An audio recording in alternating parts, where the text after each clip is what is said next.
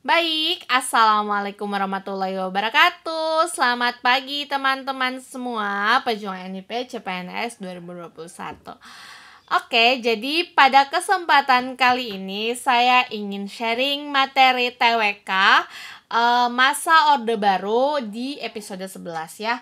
Kemarin di episode 10 itu kita sudah bicara tentang masa apa teman-teman? Masa Orde Lama. Di mana Orde Lama itu apa namanya? Yo.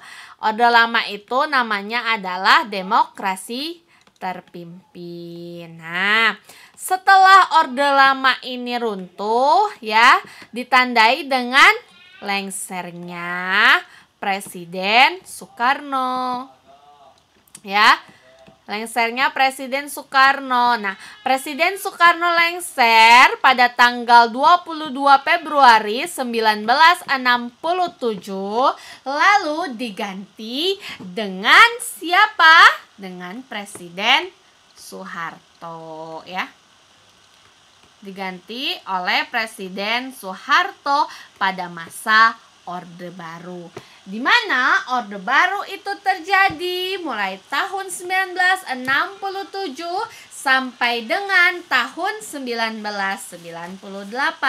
Nah, itu masa Orde Baru itu sangat ini ya teman-teman, sangat panjang sekali atau sangat lama ya. Pada saat itu masa pemerintah Orde Baru ini kurang lebih mencapai 32 tahun lamanya ya. Nah, dalam masa Orde Baru ini ada apa aja sih? Nah, pada masa pemerintahan Orde Baru mungkin teman-teman tahu ya, di sini tuh ada Repelita, ada Pelita, pembangunan 5 tahun, rencana pembangunan 5 tahun, ada apa lagi? ASEAN. Nah, kalau dalam demokrasi terpimpin kemarin kita sudah cerita ya.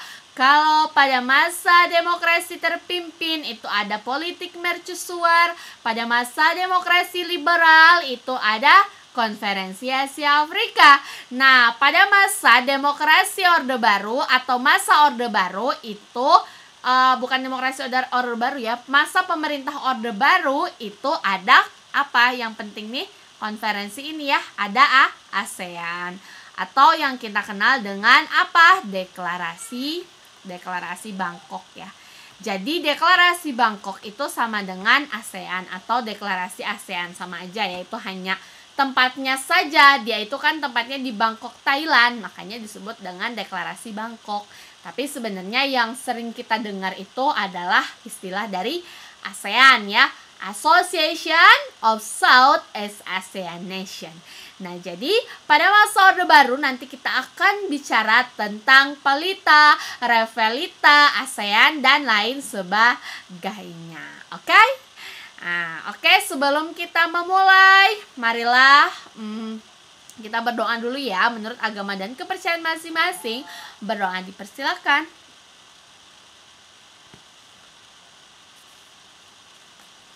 Berdoa selesai. Oke, langsung saja ke soal nomor 1. Setelah Presiden Soekarno mundur dari jabatannya pada tanggal 22 Februari 1967 melalui TAP MPRS 33/MPRS/1967, kondisi politik dan ekonomi sebelum masa Orde Baru sangatlah tidak stabil.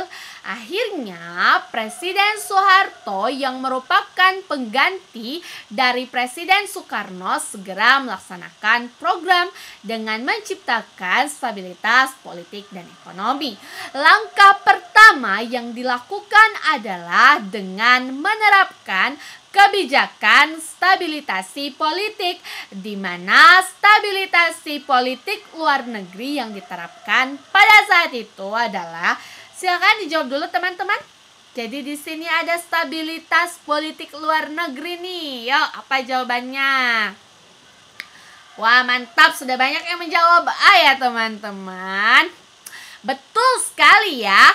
Jadi stabilitas politik luar negeri yang diterapkan pada masa Orde Baru adalah politik luar negeri bebas aktif apa sih politik luar negeri bebas aktif? Sebentar ya, saya ganti warnanya dulu.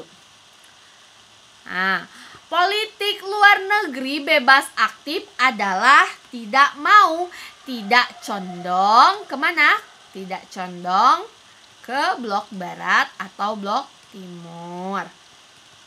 Dimana yang kita tahu setelah Perang Dunia Kedua, negara dibagi menjadi dua blok, ada blok barat dan ada blok timur ya. Dimana blok barat ini Amerika Serikat, blok timur ada Uni Soviet. Tapi pada masa pemerintah Orde Baru sepakat bahwa negara Indonesia tidak memihak mau baik ke blok barat ataupun ke blok timur.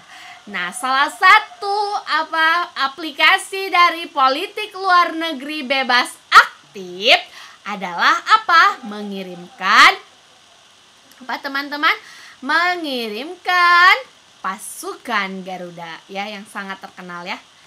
Nah, itu dan pasukan Garuda ini yang dikirim itu kebanyakan ke Lebanon ya. Kalau saya lihat dalam sejarahnya ini paling banyak nih ke Lebanon.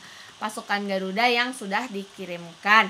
Nah, kalau dikaitkan dengan fungsi atau dengan butir Pancasila, politik luar negeri bebas aktif dalam rangka menertibkan perdamaian dunia itu merupakan pengamalan sila keberapa, teman-teman? Ada yang tahu? Ya, betul ya, sila ketiga. Jadi, kerjasama dengan luar negeri dalam bidang perdamaian itu merupakan pengamalan Pancasila sila ketiga. Jelas itu ada di mana? Di sila ketiga, butir kelima, yaitu menjaga ketertiban dunia, ya. Untuk apa? Untuk supaya kita itu tidak terpecah belah, supaya kita selalu damai ya. Makanya kalau ada pertanyaan di soal tryout misalnya politik luar negeri bebas aktif mengirimkan pasukan perdamaian, nah itu berarti merupakan pengamalan sila keberapa? Jawabannya sila ketiga. Bedanya apa dengan sila kedua? Sila kedua juga ada kerjasama dengan negara lain. Kenapa tidak masuk sila kedua? Nah, bedanya adalah kalau sila kedua kerjasama dengan luar negerinya itu apa, teman-teman? Kerjasamanya dalam bidang ekonomi dan lain-lain ya. Ekonomi dan lain-lain. Kalau bagian perdamaian, karena di dalam butir kelima sila ketiga itu jelas menertibkan mewujudkan ketertiban dunia, itu merupakan bukti pengamalan sila ketiga. Jadi gitu ya, jangan terbalik kerjasama di sila kedua dan kerjasama dengan luar negerinya di sila ketiga. Nah, bedanya itu ya tujuannya. Nah, kalau di bidang ekonomi ini contohnya apa aja? Ada ASEAN, ada deklarasi Bangkok juga ya. Pokoknya yang memuat kerjasama di bidang ekonomi dan lain-lain selain menjaga ketertiban itu termasuk pengamalan sila kedua, tepatnya ada di butir ke-10. Nah, untuk yang BCDE melaksanakan pemilu, kebijakan fungsi partai, penyeragaman ideologi Pancasila, lalu ada dua fungsi ABRI, itu adalah merupakan stabilitas politik, kebijakan dalam negeri ya. Nah, kalau yang ditanya disoalkan kebijakan luar negeri. Kalau luar negeri ya ini politik luar negeri bebas aktif. Kalau yang dalam negeri contohnya melaksanakan pemilu, fungsi partai, penyeragaman ideologi Pancasila, dan berfungsi ABRI. Untuk pemilu ya, sebelumnya pada masa-masa demokrasi sebelumnya, pemilu itu diikuti oleh 9 partai. Nah, tapi karena di Orde Baru ada namanya kebijakan fusi partai, yang 9 partai ini dipecah menjadi 3 partai. Dimana ada apa aja yo fusi partai, teman-teman? Apa aja yo? Pada masa Presiden Soeharto, pasti teman-teman juga tahu ya. Di sini ada PDIP, ada PPP, dan ada Golkar. Nah, untuk PDIP itu adalah gabungan dari partai nasional dan partai non-Islam. Kalau yang PPP itu gabungan dari partai-partai Islam. Sedangkan yang Golkar itu sebenarnya bukan merupakan partai, tapi dia itu merupakan kelompok masyarakat. Biasanya orang-orang yang wajib memilih Golkar itu adalah siapa? PNS ya. Dan mudah-mudahan kita semua tahun ini bisa lulus PNS ya. Jadi kalau mungkin kalau kita zamannya Pak Soeharto, kita sudah jadi PNS itu kita wajib memilih Golkar ya teman-teman. Karena PNS itu dulu wajib pilih Golkar gitu pada masa Orde Baru. Itu ya. Jadi fungsi partai itu adalah apa teman-teman? Kebijakan menyederhanakan partai politik ya. Nah, pemilu pertama itu pada masa Orde Baru itu dilakukan pada tahun 1971. Sedangkan untuk penyeragaman ideologi Pancasila itu dilakukan apa? Kongres Nasional Pramuka ya. Kongres Nasional Pramuka ini menghasilkan atau menyepakati tentang P4, pedoman, penghayatan, pengamalan Pancasila ya kalau tidak salah ya. Nah, kalau untuk di fungsi ABRI itu adalah Angkatan Bersenjata Republik Indonesia, dulu tuh TNI itu ABRI namanya ya. Nah, ABRI ini jadi boleh 2 jabatan ya, di bidang militer boleh, terus di bidang di bidang politik juga boleh gitu ya. Jadi dulu tuh ABRI boleh memegang 2 jabatan, makanya disebutnya dua fungsi ABRI gitu ya teman-teman.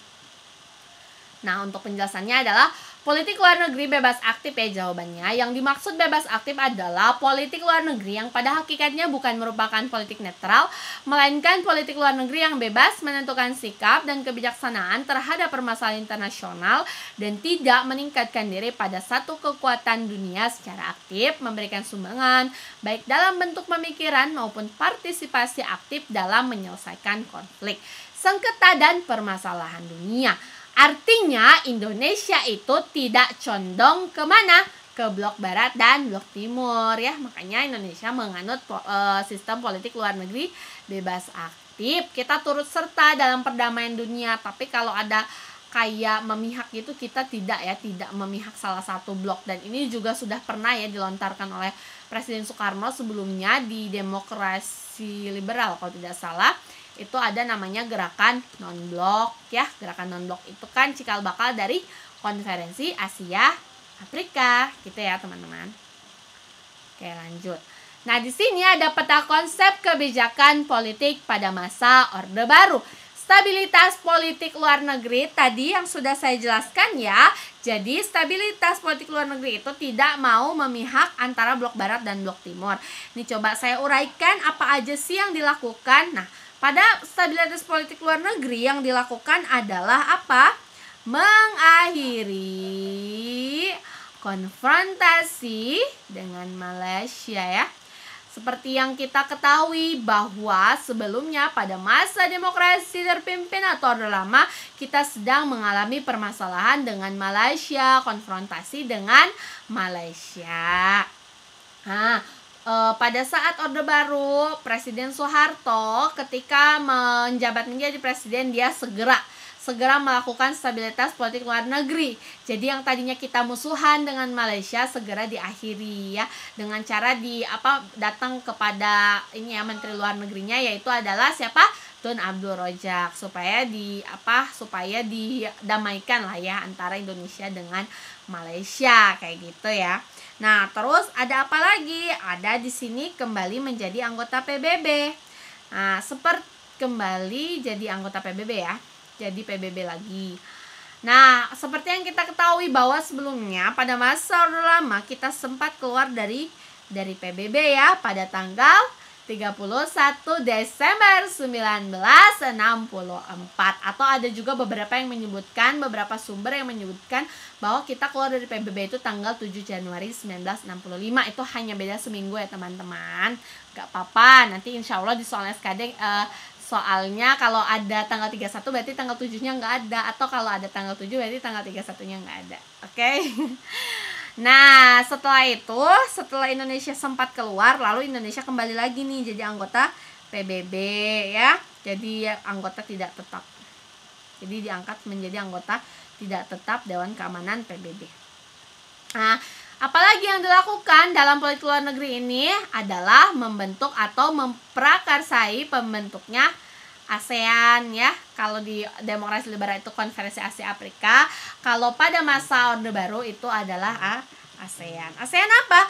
Association of Southeast Asian Nation. Ini saya hafal mati. Sampai sekarang saya masih hafal. Kenapa? Karena waktu saya kelas 6 SD, saya disuruh ngapalin ASEAN singkatannya apa. Jangan sampai salah. Makanya sampai sekarang saya bersyukur ya pada guru SD saya. Terima kasih sudah mengajarkan yang begitu begitu tegasnya sehingga sampai detik ini saya masih hafal ya. ASEAN itu singkatannya apa? Association of Southeast Asian Nation. Jadi ASEAN itu merupakan kerjasama ya di negara-negara Asia Tenggara. Kalau kemarin Konferensi Asia Afrika itu adalah kerjasama antara negara-negara yang ada di Asia dan Afrika gitu ya. Nah, setelah itu apalagi yang dilakukan? Setelah stabilitas politik luar negeri dilakukan, lanjut ke stabilitas politik dalam negeri. Apa saja yang dilakukan? Yang pertama tadi ya, tentang pemilu 1971 yang diikuti oleh 9 partai. Nah, setelah itu, setelah dilakukan 9 partai ini, lalu ada kebijakan fusi partai. Fusi partai ini berfungsi untuk apa? Untuk menyederhanakan dari tadinya 9 partai menjadi 3 partai. Partai apa saja? PPP, PDIP, dan Golkar ya. Terus apalagi yang kebijakan-kebijakan pada masa Orde Baru? Ada juga tentang penyeragaman ideologi Pancasila ya. Atau apa teman-teman? Di dalam bentuk pedoman pengamalan penghayatan Pancasila atau P4 ya. Terus ada apa lagi? Ada kebijakan Dwi Fungsi ABRI ya. Nah, jadi gini ya. Setelah politik luar negeri dilakukan, kebijakannya ada 3, lalu stabilitasi juga politik dalam negeri seperti pemilu, kebijakan fusi partai P4, lalu ada Dwi Fungsi ABRI. Sedangkan rehabilitasi ekonomi yang dilakukan itu melalui staf pribadinya Bapak Presiden Soeharto yang merupakan alumni atau pakar ya, pakar ekonomi, bukan alumni ya teman-teman, pakar ekonomi ya, mohon maaf.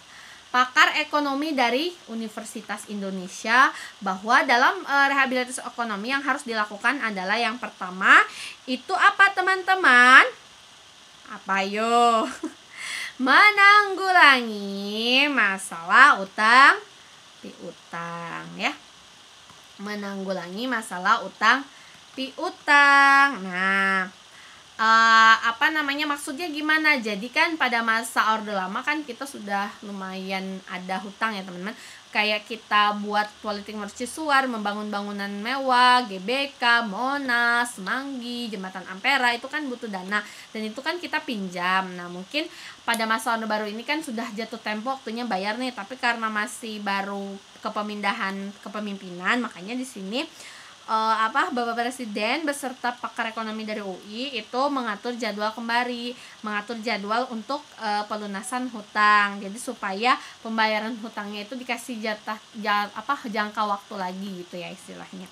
Terus yang kedua itu adalah kerjasama dengan IMF ya. IMF itu apa? IMF adalah International Monetary Fund. Ini untuk apa? Untuk dapat suntikan dana ya, untuk dapat suntikan dana. Sedangkan yang terakhir adalah menetapkan, di sini aja ya, nggak cukup. Menetapkan apa teman-teman? Menetapkan Undang-Undang Nomor 1 Tahun 1967 tentang apa? Tentang penanaman modal asing atau PMA dan penanaman modal dalam negeri. Ya, dalam PMDN ya. Jadi kalau PMA itu kerjasama dengan investor asing ya untuk dapat menanamkan modalnya di Indonesia. Lalu kalau penanaman modal dalam negeri itu salah satu kebijakan yang dilakukan adalah membebaskan investor Indonesia itu bebas pajak pada saat itu ya. Jadi itu ya teman-teman merupakan kebijakan-kebijakan politik pada masa Orde Baru. Ada 3 kebijakan luar negeri. Itu adalah mengakhiri konfrontasi Malaysia, kembali jadi PBB, terus ada ASEAN. Lalu kebijakan politik dalam negerinya ada pemilu, kebijakan fusi partai, ada pedoman pengamalan penghayatan Pancasila dan dui fungsi ABRI.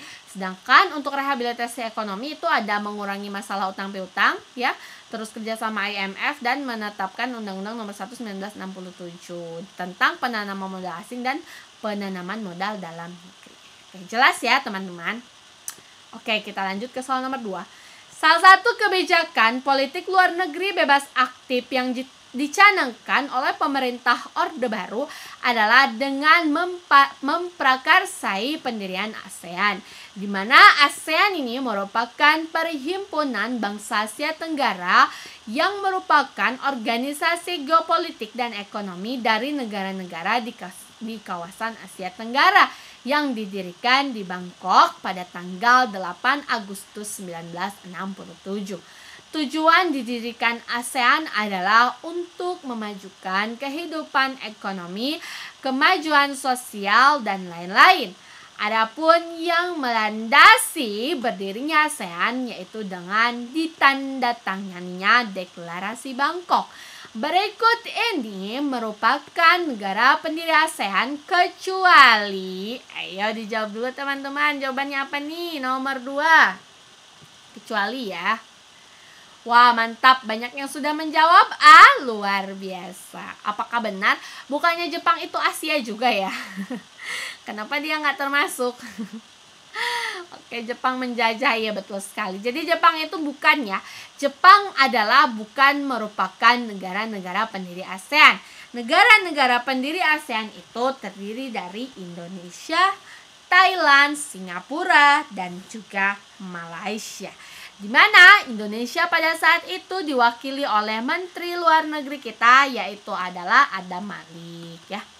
Thailand oleh siapa? Oleh Tanat Koman. Singapura oleh siapa? Oleh S. Raja Ratman. Malaysia oleh Tun Abdul Rojak. Lalu terakhir ada siapa? Ada Filipina. Di mana Filipina itu diwakili oleh siapa?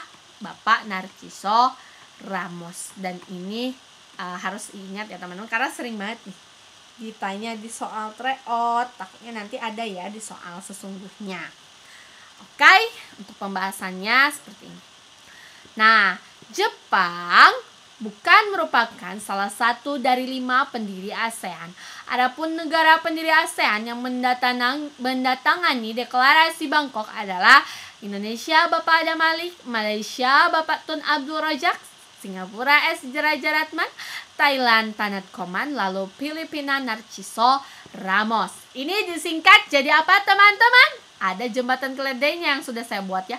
Atun Ratna, Adam Malik, Tun Abdul Rojak, S. Raja Ratman, terus ada Tanat Koman, dan ada Narciso Ramos. Jadi ada Malik, Tun Abdul Rojak, S. Raja Ratman, ada Tanat Koman, dan Narciso Ramos. Ingat aja, 5 pendiri ASEAN itu Atun Ratna. Gitu ya teman-teman. Oke, aman? Aman ya. Oke, nomor 3.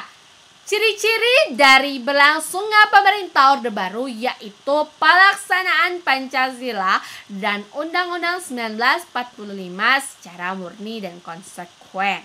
Salah satu panduan tentang pengamalan Pancasila dalam kehidupan bernegara semasa Orde Baru yaitu dalam pedoman penghayatan dan pengamalan Pancasila. Tadi saya belibet ya, pedoman pengamalan penghayatan itu kebalik ya, mohon maaf teman-teman. Saya belibet karena saya terlalu semangat ini ya. Harusnya pedoman penghayatan dan pengamalan Pancasila atau disingkat menjadi P4. dan Eka Prasetya Pancakarsa, di mana P4 ini ditetapkan pada tanggal 22 Maret 1978 dalam TAP MPR nomor 11 MPR garing 1978 yang kemudian dicabut dan diganti dengan, yuk dijawab dulu teman-teman, jawabannya apa? Wow, Bhinneka Tunggal Ika ternyata jawabannya. Oke.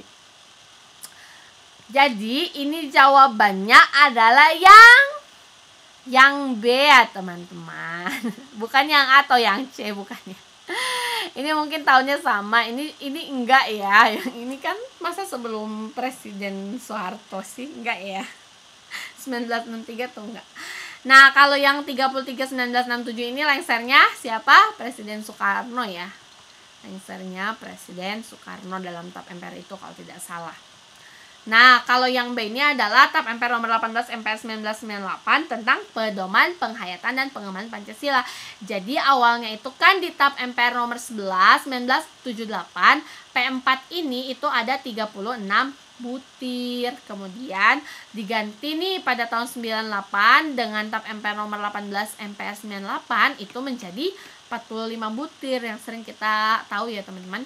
Jadi untuk 45 butir itu ada apa aja? Yang pertama, sila pertama itu tentang ketuhanan atau tentang agama, itu ada berapa butir? 7 butir ya.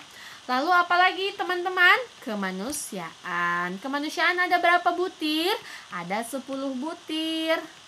Terus yang ketiga tentang persatuan, itu kata kuncinya apa? Nasionalisme atau bela negara, sama saja ya teman-teman kata kuncinya. Persatuan intinya. Dia ada berapa? 7 butir juga.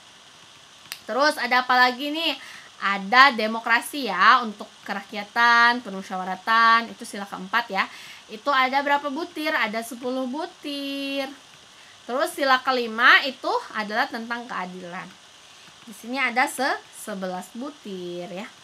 Nah, 7 butir, 10 butir kalau mau ditambah nih 7 tambah 10 tambah 7 tambah 10 tambah 11. 7 tambah 7 14 tambah 11 25 tambah 20, totalnya 45 butir. Gitu ya, teman-teman. Jadi 45 butir ini tercantum dalam ini ya, TAP MPR nomor 18 MPR 1998. Nah, penyeragaman ideologi Pancasila yang dikukuhkan pada Kongres Nasional Pramuka pada tanggal 12 Agustus 1976 menjadi salah satu pendorong terbentuknya pedoman penghayatan dan pengemalan Pancasila yang pada awalnya terdapat dalam TAP MPR nomor 11 garing MPR garing 1978 yang berisi 36 butir pengemalan Pancasila yang kemudian dicabut dan diganti dengan TAP MPR nomor 18 MPR 98 yang berisi 45 butir pengemalan Pancasila.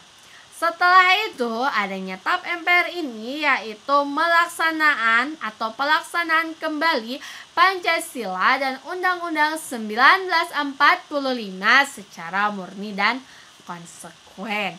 Di sini terdapat peta konsep kebijakan pembangunan pada masa Orde Baru. Di sini ada 4 ya teman-teman. Jadi kalau tadi kita sudah bicara tentang apa?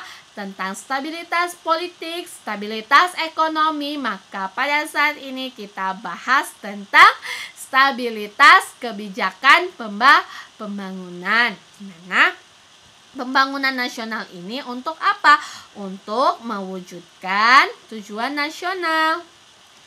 Nah, tujuan nasional ini apa? Tujuan nasional Indonesia itu terdapat pada alinea keempat pembukaan Undang-Undang 1945 ya. Pembukaan Undang-Undang 1945. Apa tujuan nasional negara Indonesia? Apa teman-teman ya?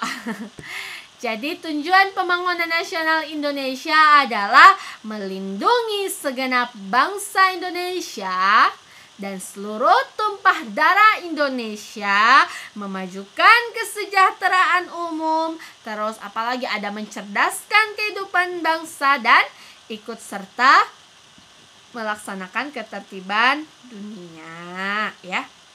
Nah, itu merupakan salah satu tujuan ya dari pembangunan nasional Indonesia. Sebenarnya dalam pembukaan UUD itu kan ada 4 alinea ya teman-teman. Untuk alinea ke-1 itu kita bicara tentang HAM, pengakuan hak atau setiap orang itu wajib berhak untuk merdeka. Jadi pernyataan bahwa kemerdekaan adalah hak segala bangsa itu merupakan alinea ke-1. Untuk alinea kedua ini bicara tentang cita-cita negara Indonesia. Alinea ketiga bercerita tentang atas berkat rahmat Tuhan yang Maha Esa, berarti Indonesia ini merupakan negara yang religius. Lalu untuk alinea keempat jelas tentang tujuan negara ya. Oke, aman ya teman-teman. Nah, untuk mewujudkan pembangunan nasional dibentuklah trilogi pembangunan. Sesuai namanya trilogi berarti ada 3 ya. Apa saja? Yang pertama adalah pemerataan pembangunan untuk mencapai keadilan ya.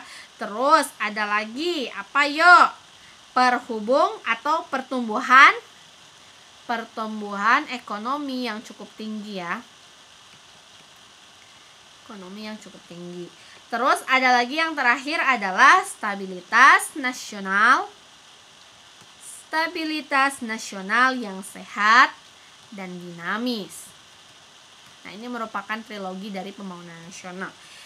Salah satu wujud dari trilogi pembangunan nasional yaitu dibentuklah garis-garis besar haluan negara. Dalam garis besar haluan negara, hal yang dilakukan juga ada beberapa hal. Yang pertama ada pembangunan 5 tahun atau yang kita singkat jadi PELITA, ini 5 tahun. Terus ada juga pembangunan jangka panjang atau PJP ya, itu 25 tahun. Terus itu yang PELITA ini dijabarkan dalam REPELITA atau rencana pembangunan 5 tahun. Dan REPELITA pada masa Orde Baru itu ada 6 ya, 1 sampai 6 REPELITA. Tapi sayang pada masa yang ke-6 itu tidak tuntas karena Orde Baru itu lengser ya. Pada REPELITA 6 itu belum selesai, pada tahun 98 Orde Barunya keburu lengser, jadi belum sempat tuntas gitu yang ke-6 itu ya. Lalu setelah pembangunan nasional, trilogi pembangunan dan GBHN lalu dibentuk pembangunan di berbagai bidang. Bidang apa saja? Nah, ada bidang pertanian, pendidikan, kesehatan, ekonomi, dan sosial. Di bidang pertanian ada apa aja? Nah, mungkin teman-teman tahu ya, kalau bidang pertanian itu pernah ya, teman-teman mungkin pernah dengar namanya istilah dari revolusi hijau ya. Ada revolusi hijau yaitu dengan meningkatkan pertanian dan kehutanan ya, dan juga perkebunan. Nah, ini dicetuskan oleh IPB ya, yang setelah itu membuat namanya koperasi tani. Nah, ini pada saat IPB buat koperasi tani, kalau saat ini itu dikenal dengan KUD. KUD apa? KUD adalah Koperasi Unit Desa ya. Ini diganti pada tahun 1978 pada zamannya Bapak Soeharto. Nah, dari revolusi hijau ini kita itu berhasil swasembada pangan dan lain sebagainya. Nanti kita akan cerita ya.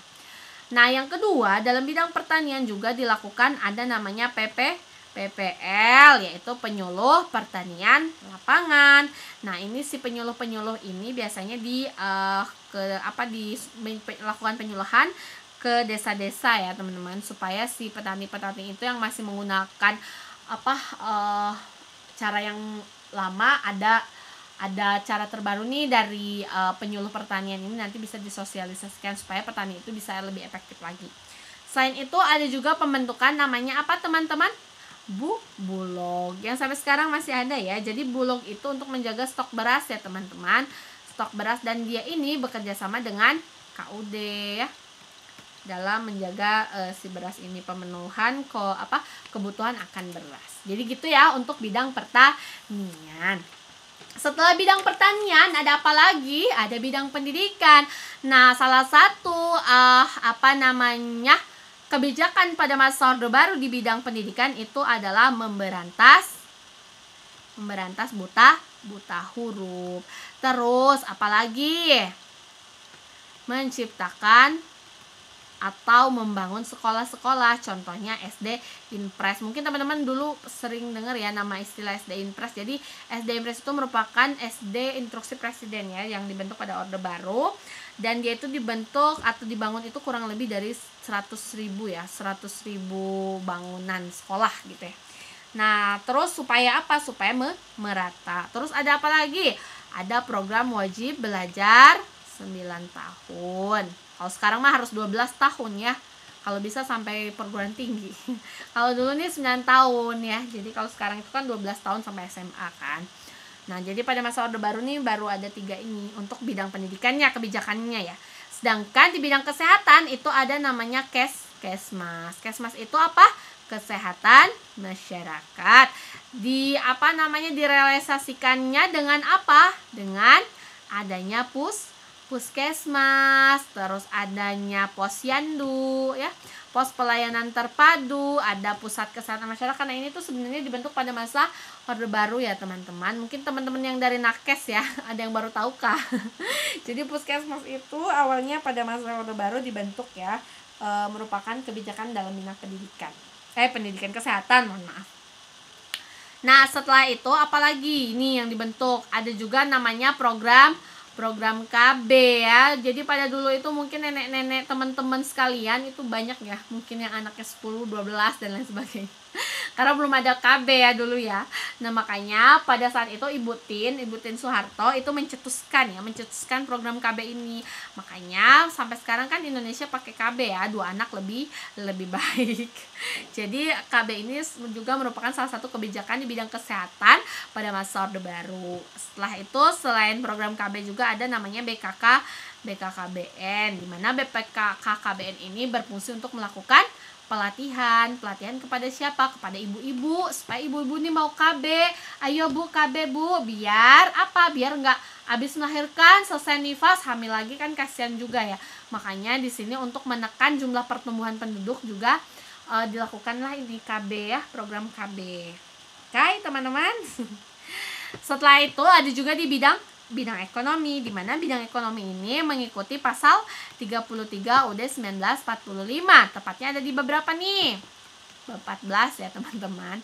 Bab 14 bercerita tentang ekonomi nasional dan kesejahteraan sosial. Di mana ekonomi nasional kita itu berdasarkan asas kekeluargaan, lalu sumber-sumber daya yang ada dikelola oleh negara. Selain itu juga meningkatkan lapangan kerja. Sedangkan kalau dalam bidang sosial itu ada namanya transmigrasi, perpindahan penduduk ya, supaya dari padat ke yang jarang, supaya ada rata. Contoh dari Jawa, Bali atau Madura ke Kalimantan, ke Sulawesi, ke Papua dan lain sebagainya ya teman-teman. Oke, aman ya untuk kebijakan-kebijakan pada masa Orde Baru. Boleh saya lanjut ya teman-teman. Nah, nomor 4. Selain kebijakan dalam bidang politik, pemerintah Orde Baru juga melakukan kebijakan di bidang pembangunan nasional, di mana tujuan dari pembangunan nasional ini adalah untuk mewujudkan tujuan nasional.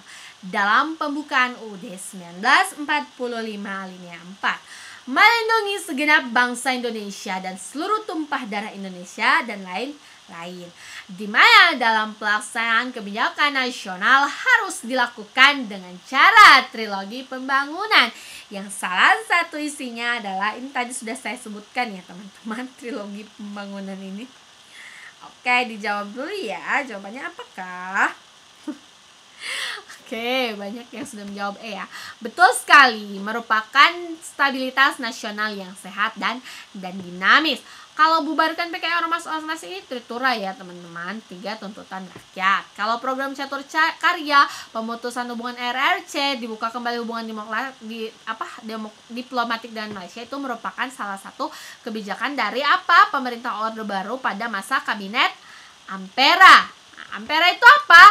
Amanat penderitaan rakyat. Amanat penderitaan rakyat.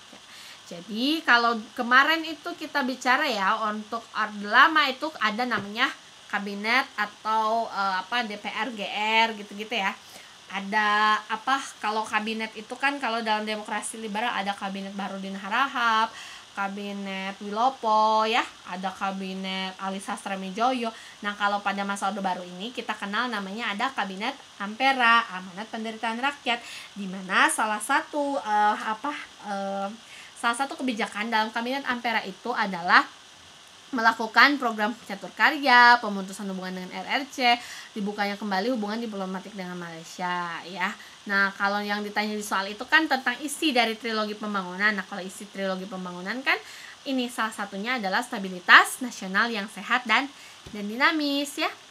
Nah, ini ya pembahasannya. Untuk isi dari trilogi pembangunan adalah pemerataan pembangunan, pertumbuhan ekonomi, stabilitas ekonomi yang sehat dan dinamis. Dan ini merupakan cikal bakal dari lahirnya GBHN yang tadi saya sudah jelaskan ya teman-teman. Oke, soal nomor 5.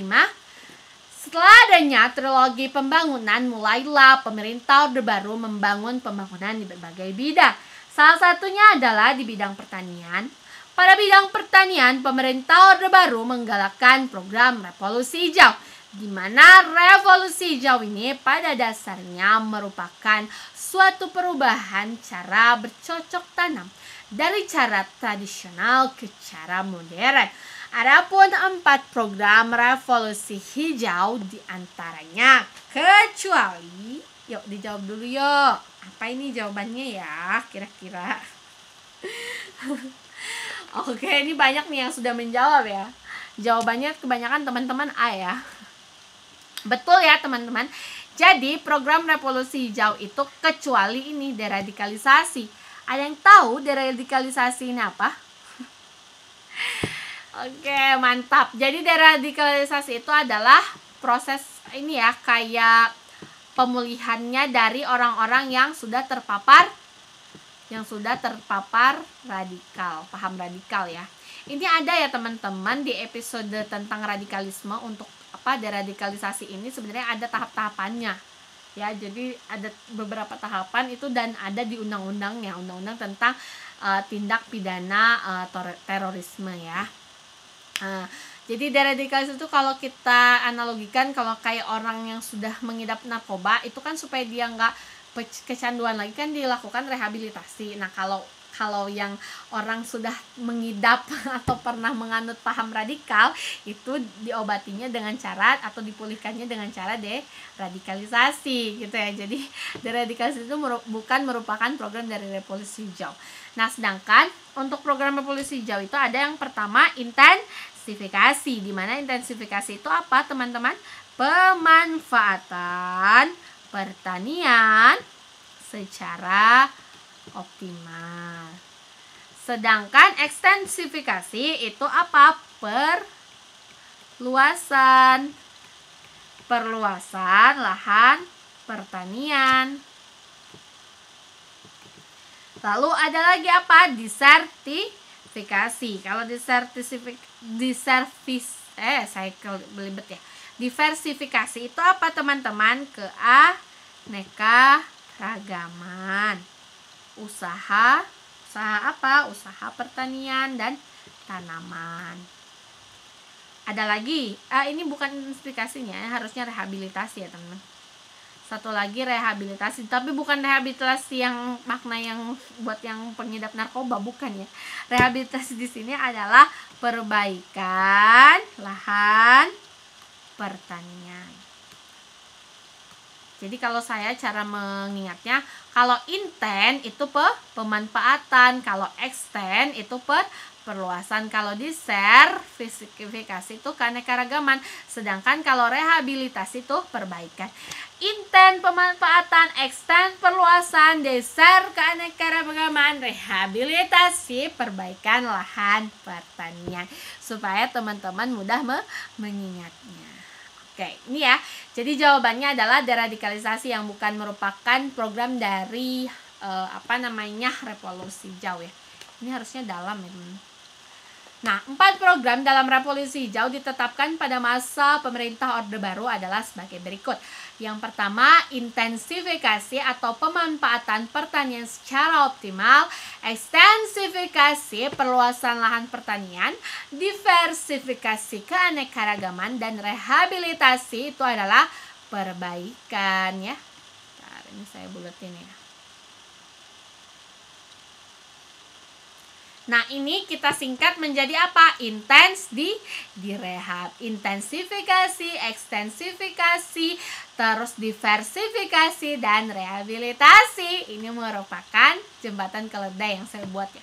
Intens di rehab, intensifikasi, pemanfaatan, terus ekstensifikasi, perluasan, ada diversifikasi itu keanekaragaman, lalu rehabilitasi itu perbaikan gitu ya teman-teman.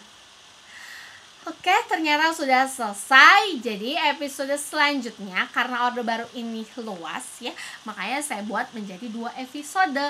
Nanti di episode 12 saya akan bercerita tentang Repelitas 1-6, Dwi Fungsi ABRI, peristiwa Malari, dan sampai dengan lengsernya Presiden Soeharto. Wah, mohon maaf ini saya salah ketik ya, Soeharto. Jadi kenapa sih kok Presiden Soeharto bisa lengser? Kalau kemarin di Orde Lama setelah politik mercusuar saya cerita kenapa Presiden Soekarno bisa lengser. Saya sudah jelaskan alasannya, dan nanti di episode 12 saya akan sharing juga ya teman-teman tentang lengsernya Presiden Soeharto dan apa-apa saja selain kebijakan-kebijakan tadi yang sudah saya sharingkan, apa saja sih yang ada di Orde Baru gitu ya teman-teman. Nah, jadi di sini ada kata-kata ini yang bagus ya. Mengeluh hanya akan membuat hidup kita semakin tertekan, sedangkan bersyukur akan senantiasa membawa kita pada jalan kemudahan. Kami CPNS 2021, salam 500 plus. Oke teman-teman, terima kasih atas perhatiannya. Mohon maaf jika dalam penyampaian saya masih terdapat banyak kekurangan. Semoga apa yang kita pelajari atau yang kita sharingkan bermanfaat ya. Sebelum kita mengakhiri, marilah kita berdoa menurut agama dan kepercayaan kita masing-masing. Berdoa dipersilakan.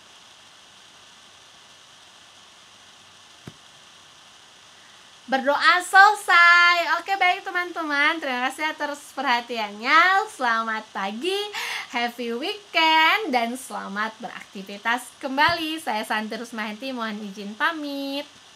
Wassalamualaikum warahmatullahi wabarakatuh.